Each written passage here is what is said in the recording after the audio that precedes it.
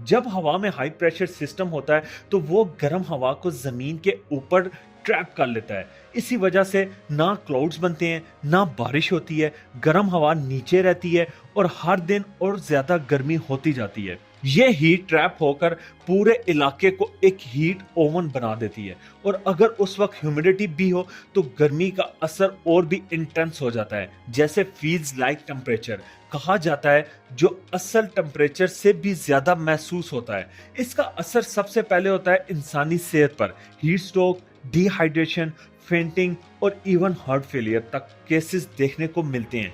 ये हालत बच्चों, बुजुर्गों और उन लोगों के लिए सबसे ज्यादा खतरनाक होती है जो घर से बाहर काम करते हैं, जैसे मजदूर, फ्रूट सेलर्स, डिलीवरी बॉयज वगैरह वगैरह। लेकिन हीट वेव का असर सिर्फ इंसानों तक लिमिटेड नहीं। जमीन पे परिंदे गिर जाते हैं, जानवरों के पानी के सोर्सेस सूख जाते हैं, क्रॉप